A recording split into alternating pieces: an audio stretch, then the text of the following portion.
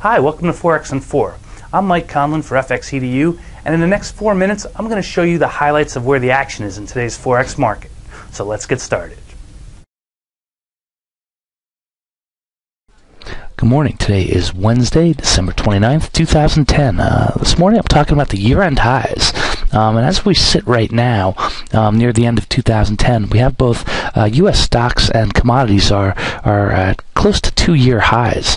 Now, part of these moves are due to the economic recovery that we're experiencing around the globe, but the other part, of course, is due to accommodative U.S. monetary policy. Now, by that I mean, just to say it frankly, a cheap dollar.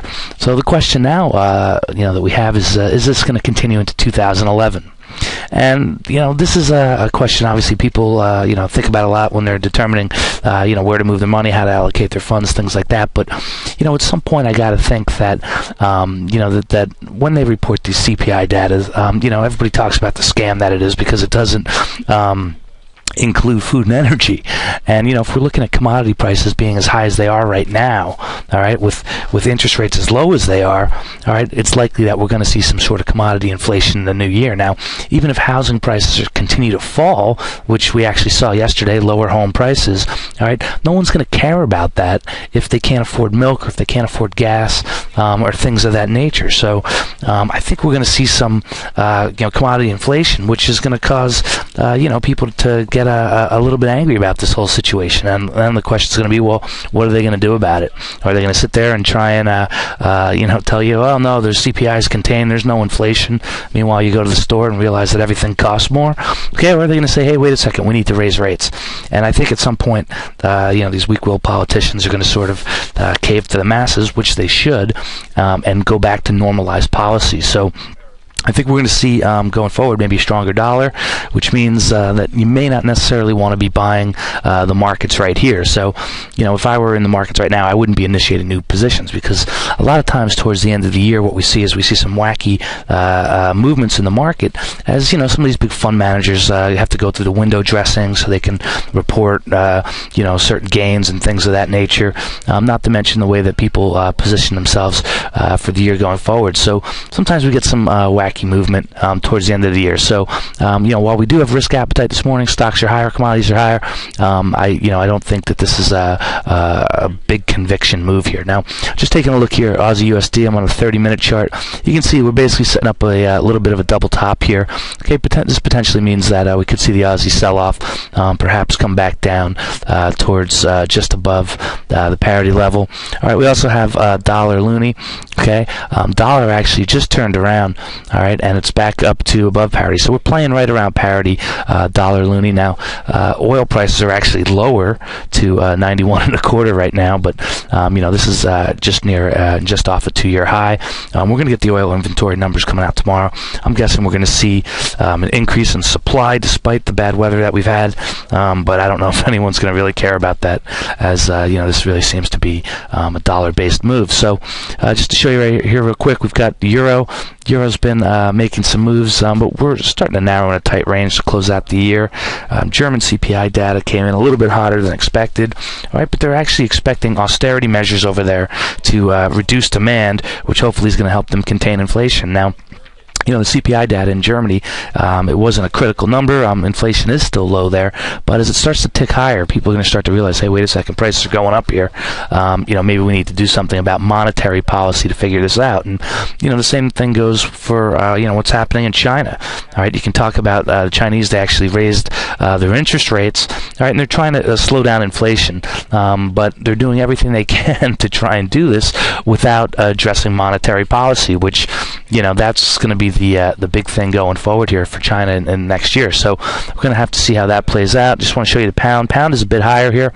All right, they're waiting on their austerity measures, but I don't know if this is going to have any effect on inflation. They're already outside of the government mandate for inflation, so we're going to have to see if it comes back due to austerity, or if they're going to need to move on rates too. So I'm guessing we're going to see a return to normalized policy around the globe for rates, and this doesn't even include any sort of issues we may have with the European debt crisis or anything else going on around there. So next year is going to be a very interesting year, to say the least.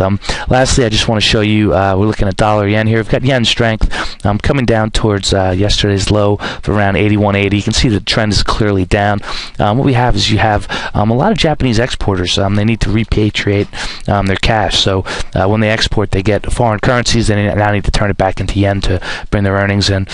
So we're seeing temporary demand for yen here happening. But if the market catches on and says, hey, maybe let's push the yen a little bit higher, right, we could see the Bank of Japan step back in, start the jawbone again, threaten intervention, all the sort of things we saw last year to attempt to slow the halt to the rise of the yen. So that's kind of what we're looking at today.